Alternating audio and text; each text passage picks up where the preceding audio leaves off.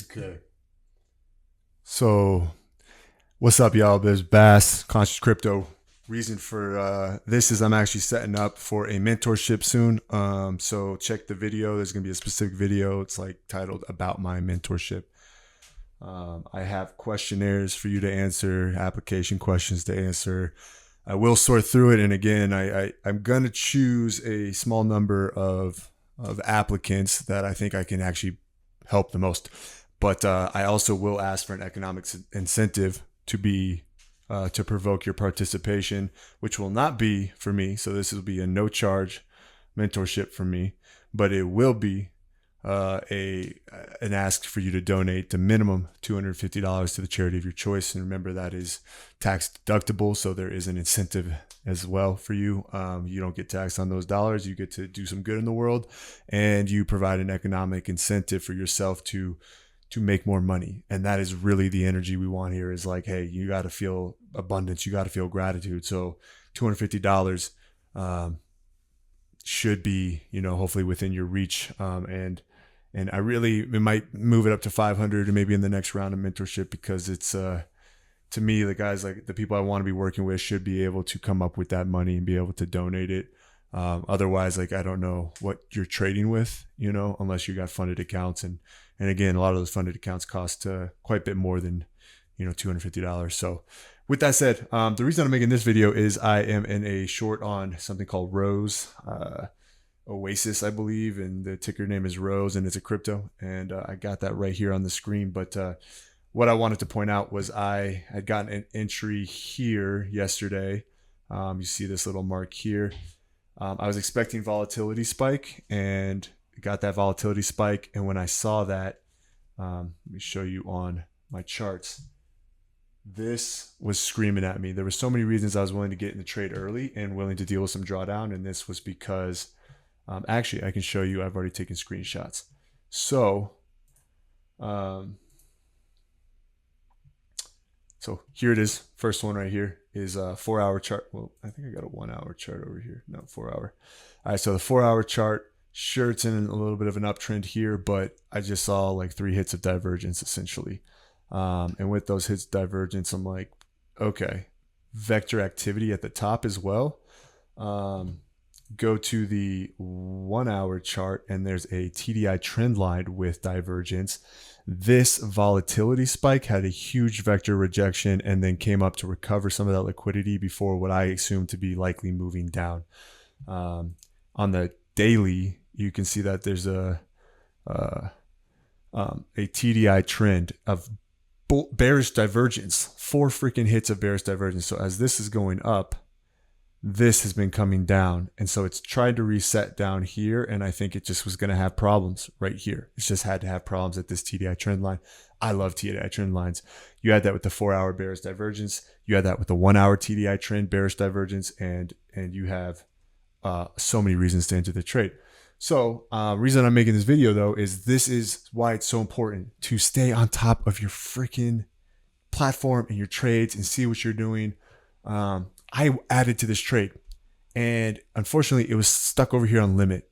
So when I actually put doubling my position size, which was up here originally, it went in as a limit order. It went in as a limit order, and I saw the 2 lines, but I did not register. I just was like, oh, those are the 2 trades, because some of the other platforms I trade on, like MT4, which I can't trade on anymore, but Match Trade or DX Trade, they show 2 different trades and they're separate. But with most of these crypto leverage platforms, they actually merge the trades and like change your entry point. So sometimes that's good for the psychology. Sometimes that's not great. So I just had to add on this down candle. And I was like, oh, I don't like that. Like, it was upsetting. So I left my limit order here because I'm like, I want to remind myself, like, this is where you intended to get back in. That is where I intended to take the trade again. And so looking at it, it's like, yeah, it's not the best badass freaking entry or anything like that, but I saw this rejection. I'm like, okay, I'm going to take that. It's not the volatility I wanted, but it's enough to be like, okay, that's an entry. This is awesome. But I was asleep. This was like opening of London. And if I was at the opening of London and I saw this, I actually am going to say it. I would have put everything on that fucking trade. I would have put $20,000 on that trade, my whole account, which is like insane. Bass, what are you talking about? That's crazy. I'm like, dude, I have so much room for drawdown. If I took a $5,000 loss, which I would sit there for a $5,000 drawdown, and like all they'd have to do is just close probably a 4 hour above this high, and I'd be like, okay, whoops, that was invalidated. This though, and in the opening session and like a fucking spike to the highs, and then dude, I would have put everything in this trade, and then I would have like seen this action happen, and I could have taken some off. I would have waited. Recovery of the, So I woke up around here, actually a little later than that, and I was like, oh, I need to get in this trade, and this is obviously where my stop is, and it's already shown the volatility of the upside, so my stop could be right above here, easy. Anyways, it's already broken this low, and so to me, it's changing to a downtrend. I don't like how long it's taking, but that's just sometimes how the market works, is it just like holds you up and tries to wear you down. But I wanted to use this as an example of like, this is how I lost my FTMO account. Is I entered into a trade that was supposed to be dollar yen short, and adding to a dollar yen short, a perfect setup, something I felt so confident in. And I actually have it right here, because with the position size that I was adding and had already had, it would have been a $40,000 profit. Huge runner, and I was ready for it.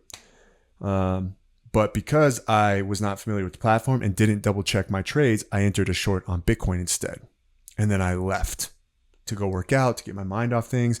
And so I looked at the charts and I'm like, oh my God, this trade is going to be huge.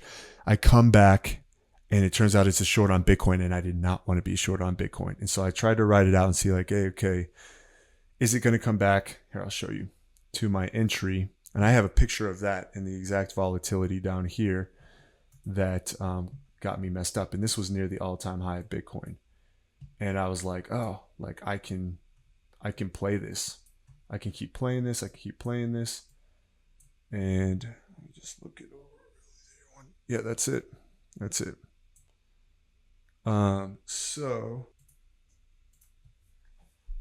Okay, yeah, here it is.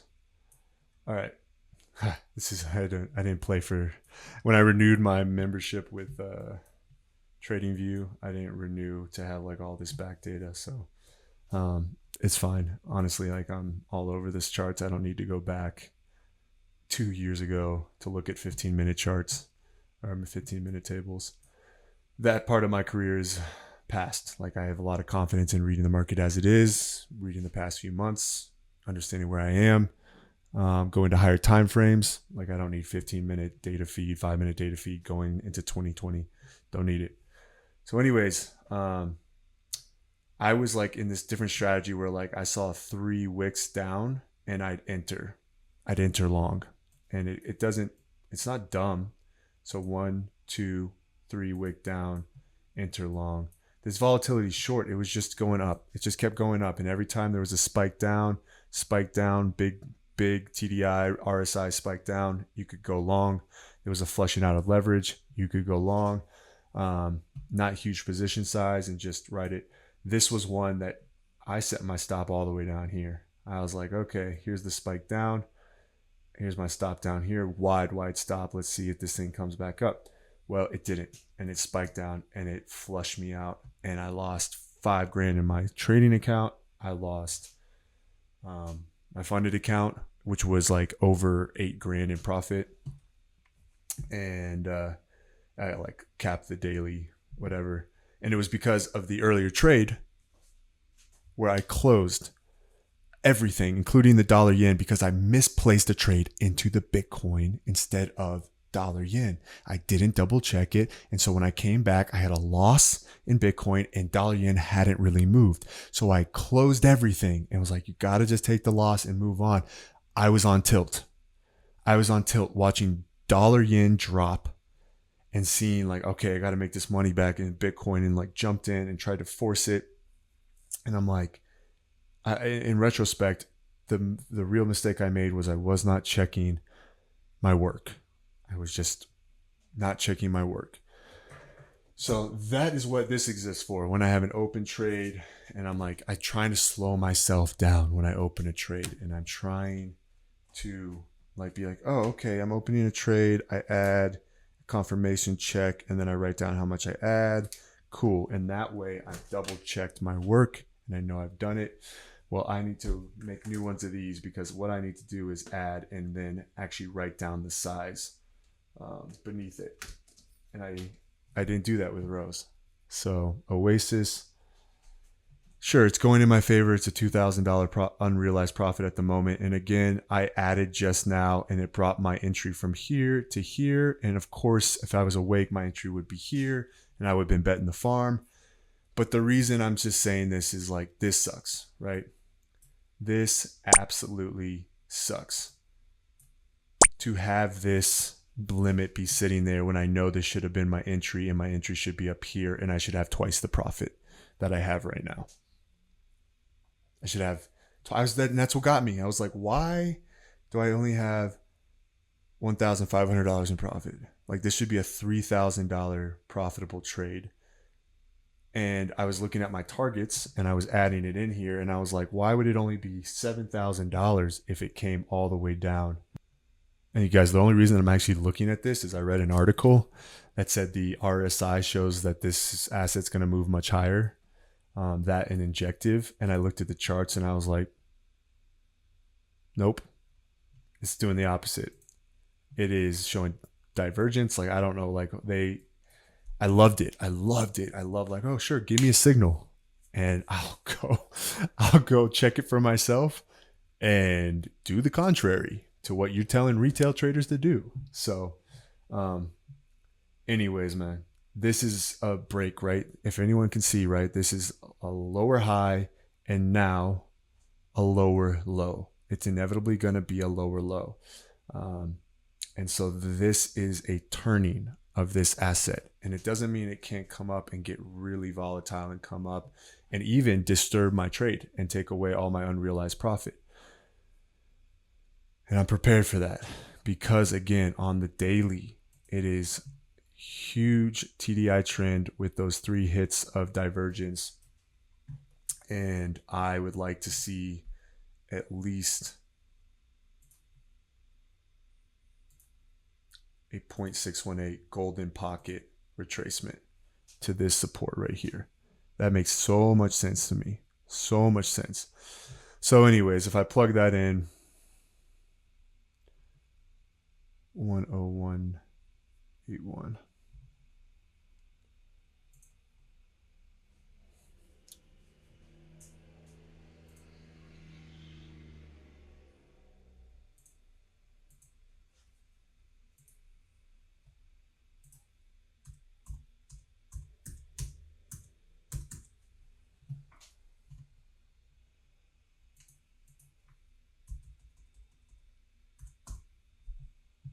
Okay, 8,430.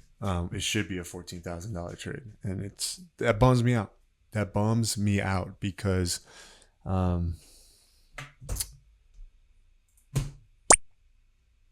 honestly, like I legitimately had this thing queued up and was so stoked on the setup. And then I saw the volatility and I'm like, add to that bitch. And right, like, look at this. In the grand scheme, I'm still, like, my entry's still good. Here, here versus here.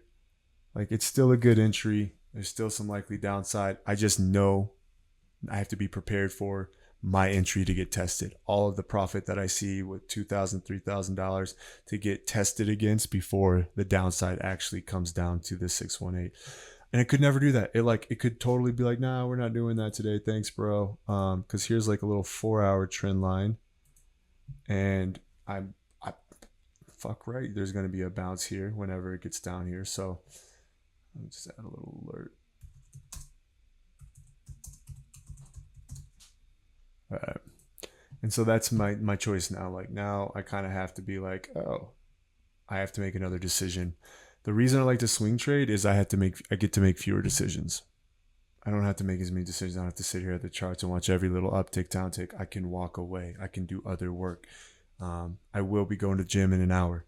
I am working on my next video. So this is who I am. I'm starting to see people are seeing me on the leaderboard of some funded traded accounts. And so I figured I'm going to start boosting my content again, and just letting people know that I am looking to do a mentorship because I want other people to win too. I know this feeling. I know the fight. I know the struggle. I know the grind. And I have fought like hell for this. I fought like fucking hell for this. And being able to give it back will not only make me a better trader, but most importantly, it will offer me the opportunity to see somebody else win. Because if you can't share your wins and you can't revel in the wins of the people you care about, what the fuck are we doing here? What are you doing here, huh? Like that to me is the greatest gift, is not to say, oh God, thank you for this gift. This gift is so great. I must use this gift, but to give that gift back to the people who need it most.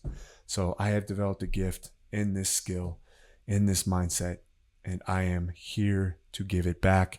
And again, the moment that's going to be no charge. So I can make sure I work out the kinks before I roll out my actual time and charge for my time.